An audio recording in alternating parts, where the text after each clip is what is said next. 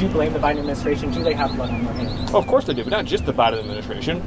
Of course the Biden administration does, but also all of their enablers do, right? All of the radical left immigration groups and attorneys and NGOs who aided and abetted and supported the invasion, all the Democrat politicians in Congress, like Hakeem Jeffries, who aided, abetted, and supported the invasion, and Chris Murphy, and everyone in the media who knowingly lied and covered up about that invasion for 4 years. They all share in the atrocity, in the calamity. They all have blood on their hands and on their conscience and on their souls. And nothing they ever say or do will ever earn them forgiveness for that, because of just how severe those violations were and how many people have died and suffered as a result. That's between them and their maker. But they'll be getting no forgiveness from me, I can promise you. Stephen, you previously adjusted judicial resistance to Trump's agenda, and what can the administration do to overcome these challenges? Well, it's simply put, it's a war on democracy. President Trump was elected on a mandate to secure the border, to stop the invasion, to send illegal aliens home.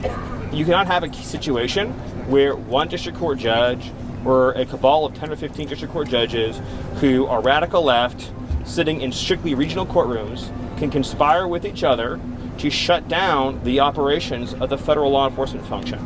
That is not only antithetical to democracy, it is a direct form of tyranny, in which the people of this country are being told that you cannot have the thing that you voted for, even when the thing that you voted for is required by law. All these individuals by law have no right to be here and must be sent home.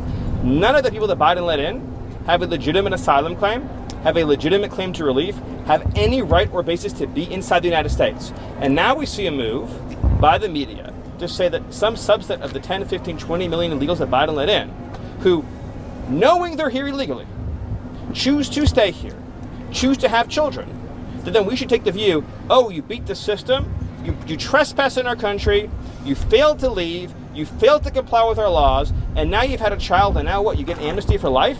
And what we should ask, what, a laid-off worker in Ohio to now pay for welfare for your entire life? We should ask somebody who lost their job under a factory that closed down under Joe Biden to provide you with free education and free healthcare. You should wait an extra hour or 2 hours when your kid is sick in the emergency room because you have hundreds of illegals getting frontline care at an ER because they don't have health insurance, they don't have a job, they don't have any savings. They're here to live off of us. What, we should ask struggling Americans to pay for all of that? The whole thing is obscene and it's absurd.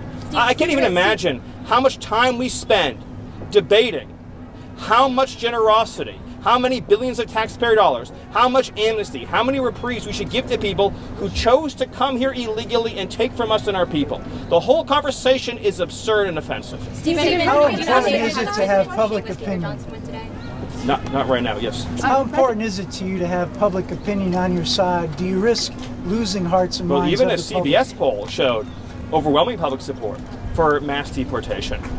Support for deporting illegal aliens is overwhelmingly popular, as is shutting down welfare, as is removing criminal threats, as is dismantling foreign criminal gangs.